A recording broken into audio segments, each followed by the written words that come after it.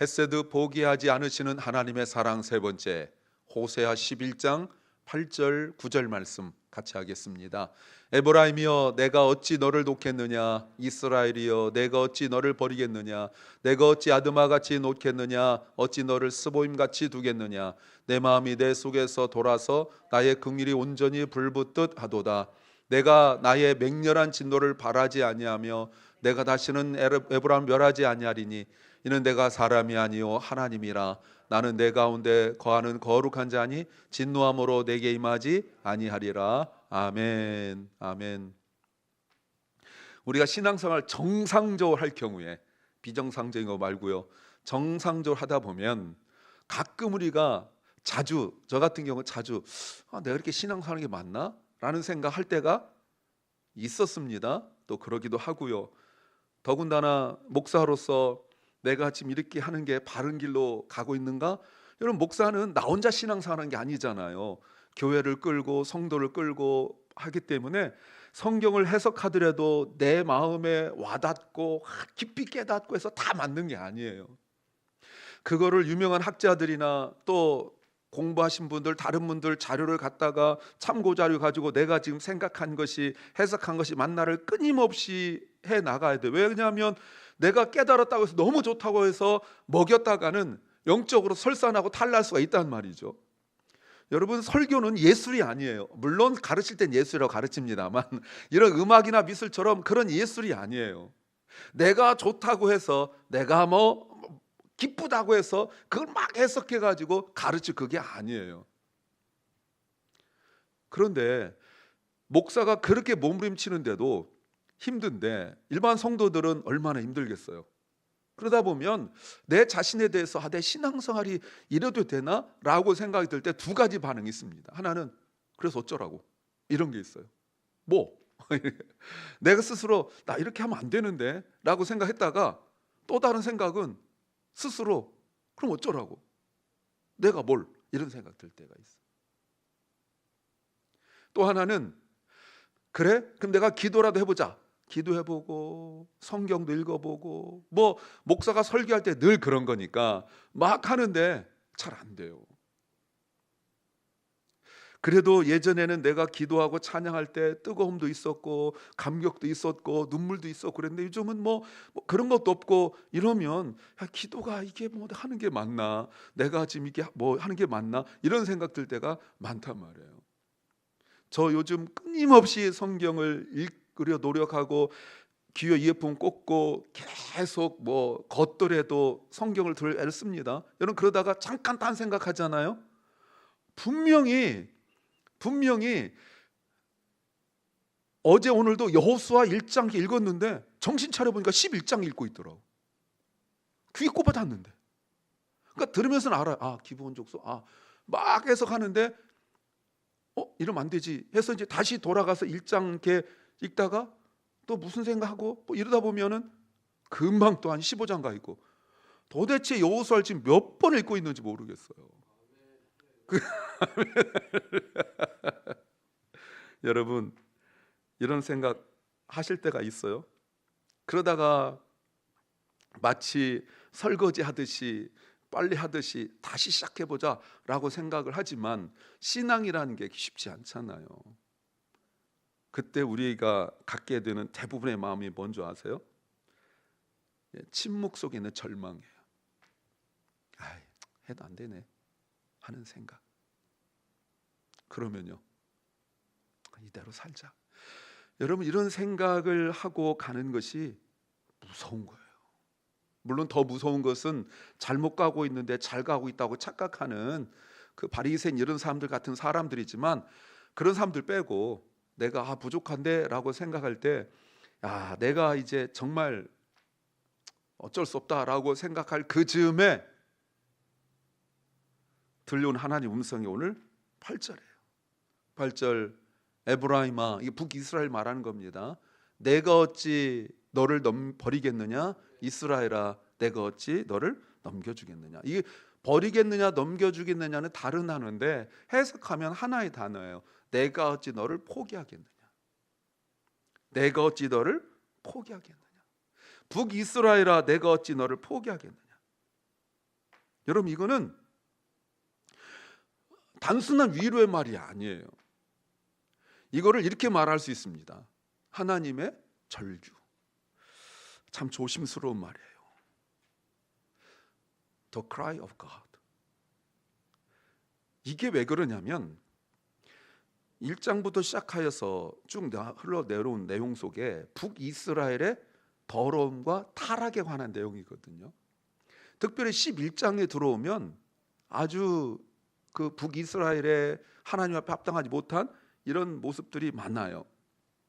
이때 이 내용 한마디로 말하면 무슨 말이냐면, 아버지가 아들을 사랑하여서 힘들고 어려운 데서 좋은 환경을 주었는데 먹고 살만하니까 아버지를 배신하고 떠났어요.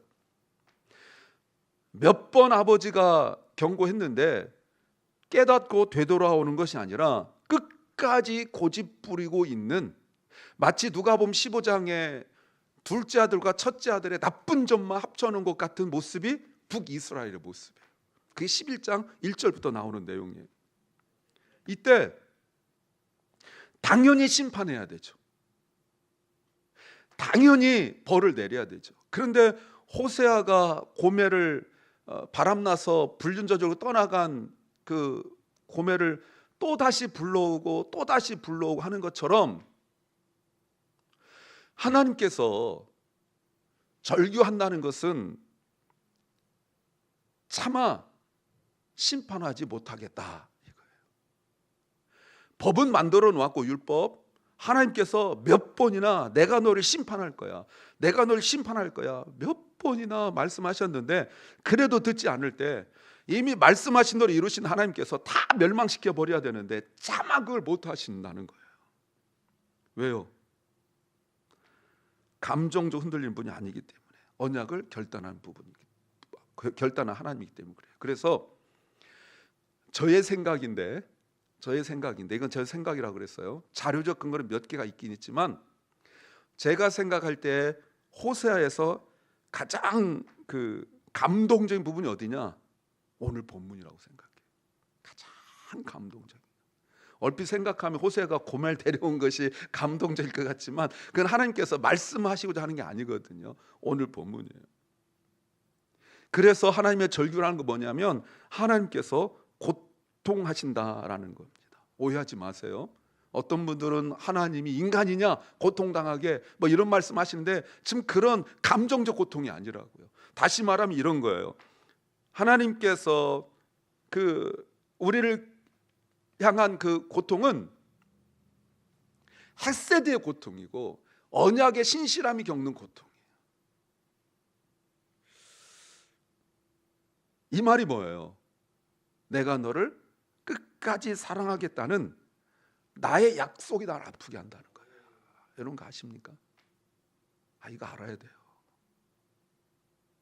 하나님께서 아브라함을 통하여 구원하실 때 내가 너를 사랑한다. 그리고 모세를 통하여 구원하실 때 내가 너를 사랑한다고 언약을 맺으셨잖아요. 그 언약 때문에 이미 율법으로 또는 하나님께서 말씀하신 것으로는 이미 100번 1000번 벌을 받아 멸망받아야 되는데 하나님께서 내가 너를 끝까지 사랑하신다고 약속하셨던 그 언약 때문에 겪는 고통, 하나님께서 약속하신 그 약속이 하나님을 고통스럽게 한다는 거예요. 아십니까? 그래서 헤세드를 이렇게 설명할 수 있어요. 헤세드는 끊을 수 없는 언약에 충실합니다. 끊을 수 없는 언약의 신실함. 아십니까? 만약에 이 말을 무슨 말이야? 라고 한다면 아직 하나님을 모르는 거예요. 아직 하나님 몰라요.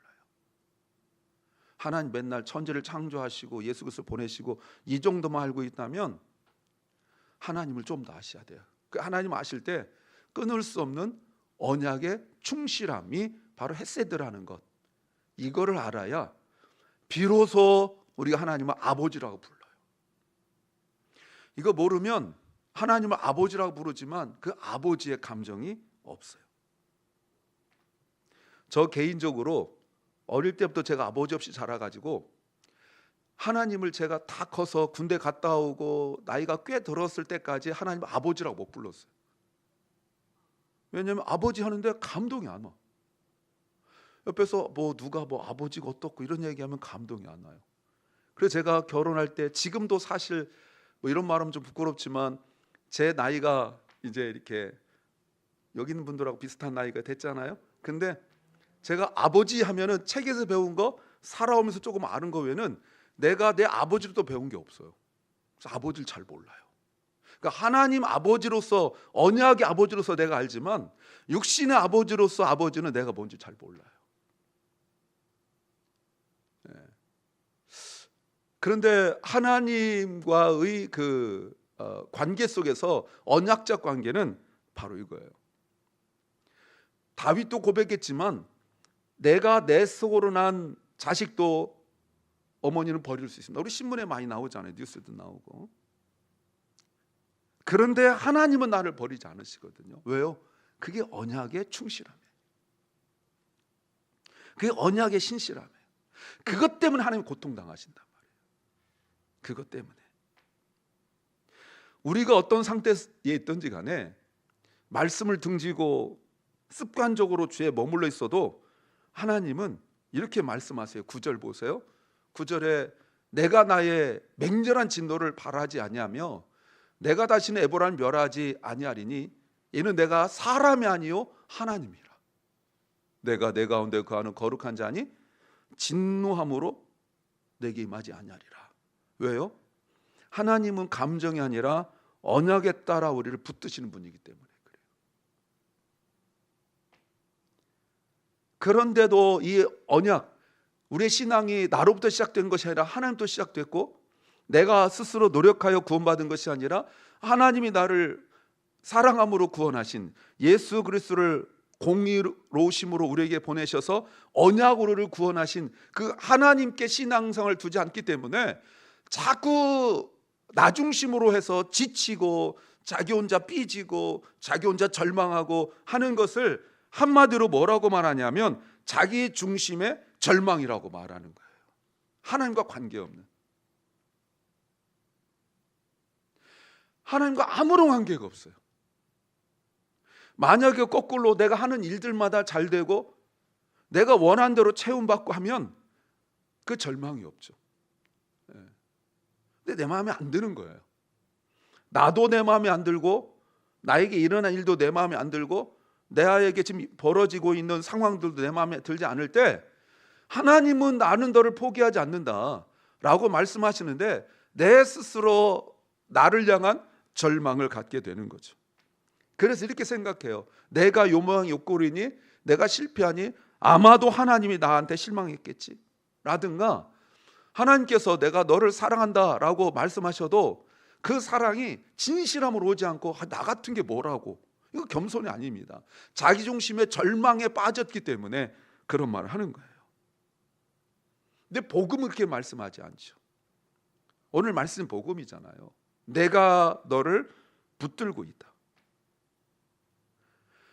예레미야 선지자를 통하여 하셨던 말씀처럼 너는 그냥 살아있으면 돼. 그게 은혜야. 지금 그 말씀이거든요. 핏덩이라도 살아있으라. 이게 하나님의 약속이거든요. 근데 내 스스로 자기 자신에 대하여 평가하고 재단하고 판단하여서 어떤 세상적 기준을 가지고 자기를 보니까 자기 자신이 아무것도 아닌 거예요.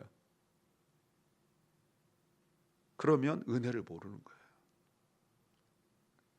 내가 지금 이 자리에 있는 이유도 내가 잘해서가 아니라 하나님이 나를 붙드셔서 이곳까지 인도하심을 믿으신다면 그것을 언약이라고 말합니다. 마치 겉으로 볼 때는 내가 온 것 같지만 그건 자기 중심이에요. 하나님의 언약에 제가 여러 차례 말씀드렸지만 하나님께서 택하신 모든 사람들, 아직 예수님을 믿지 않는 사람들 마음속에도 하나님께서 성령으로 다 역사하세요. 그런데 심지어 교회 다니는 사람들도 성령께서 역사하시는데 민감하지 못하니까 자기 바쁜 거, 자기 힘든 거, 자기 해야 될 일, 스케줄 또는 잊어버림 속에서 예배가 자꾸 뒤로 밀려나는 거예요. 물론 그게 목사니까 설교하니까 와야 된다, 뭐 이런 거 있죠.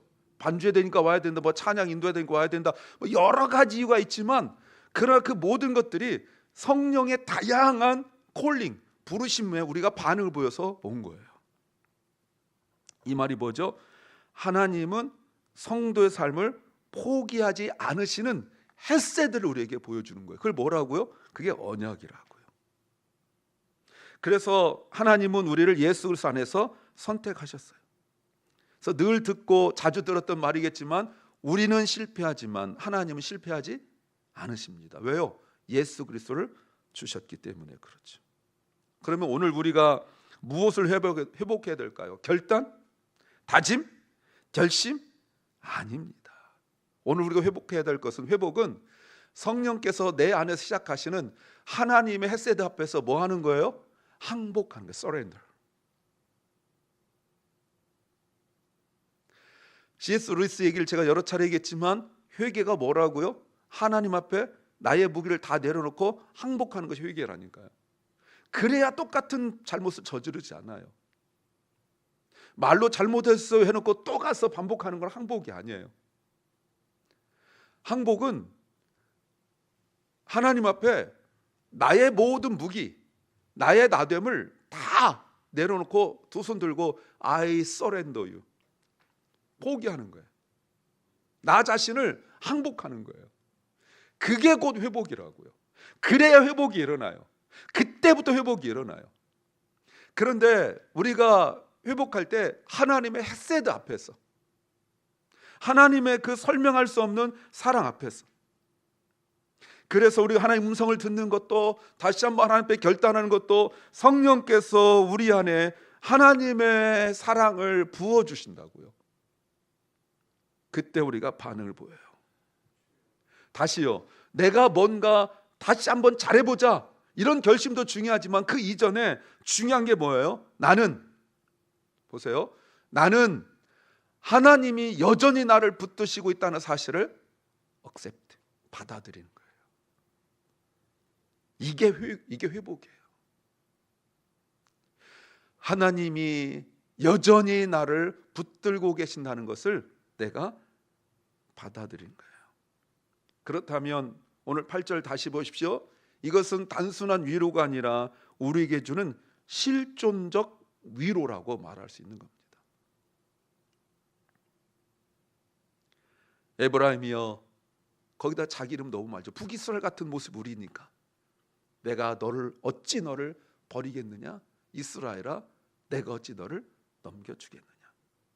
하나님의 음성은 북이스라엘, 호세아 선지자를 통하여 북이스라엘에게 주시는 말씀만이 아니라 오늘 우리에게도 그대로 유효한 줄로 믿습니다. 사랑하는 여러분, 우리는 늘 도망가요. 어쩔 수 없다고 자꾸 도망을 가요. 여러 가지 핑계하고 이유를 만들어요. 그러다가 어디까지 간다고요? 자기 스스로 자기가 불쌍하다고 연민을 가져요. 스스로에게. 나는 시간도 없고, 나는 바쁘고, 나는 피곤하고, 나는 아프고, 할 일 많고, 스스로에게 자꾸 연민을 줘가지고 하나님은 부르시는데 자기가 자기한테 스스로 허락을 해요. 그러니까 쉬어야 돼. 어리석은 부자처럼, 나 그동안 돈 버느라고 죽도록 고생했으니까 이제 좀 쉬자. 주님이 어리석은 자야, 오늘 밤 내가 너희 영혼을 불러가면 너희가 쉬려고 했던 모든 계획, 모든 물질은 누구의 것이 되겠느냐라고 물어보시죠. 이런 우리에게 하나님은 8절 말씀처럼, 8절 말씀 한마디로 정리하면 내가 너를 놓지 않겠다는 거 아닙니까? 내가 너를 놓지 않겠다. 이거를 제가 이렇게 정리했어요. 우리가 하나님을 붙드는 것이 아니라 하나님이 우리를 붙들고 계신다. 아멘이십니까? 이게 아멘이에요. 우리는 자꾸 착각해요. 내가 하나님 붙들고 있으니까 내가 그래도 이 정도 신앙생활 하지라고 자꾸 착각해요. 내가 하나님 붙들고 있으니까 내가 그래도 기도 좀 하고, 내가 하나님 붙들고 있으니까 그래도 내가 뭐라도 하지라고 자꾸 착각해요. 아니에요. 하나님 우리를 붙들고 계시기 때문에 그런 거예요. 지금 하나님 우리를 붙들고 계신 하나님의 손길을 다시 한번 믿으시기 바랍니다. 그래서 포기했던 기도가 다시 살아나고, 포기했던 회복이 다시 한번 일어나고, 포기했던 그 관계와 사역과 섬김과 드림이 다시 한번 살아나기를 간절히 소망합니다. 다시 한번 시도하세요. 하나님은 이미 나를 붙들고 계세요. 내가 하나님이 내 아를 이 손 붙들고 있는데 이 손 놔도 이 손을 허우적거리고 있는 거나 다름없어요. 내가 하나님 붙든다고요? 아닙니다. 하나님이 우리를 붙들 때 예수 그리스도의 찢어진 육체를 통하여 피로 우리를 붙들고 계시기 때문에 하나님이 절대로 우리를 포기하지 않으십니다. 자기 자신에 대하여 교만할 것도 없지만 자기 자신에 대하여 스스로 불쌍히 여길 필요도 없어요. 자기 자신에 대하여 스스로 연민하여서 자꾸 자기 자신을 봐주지 마세요. 하나님은 아직 우리를 포기하지 않으십니다. 믿으십니까? 아멘.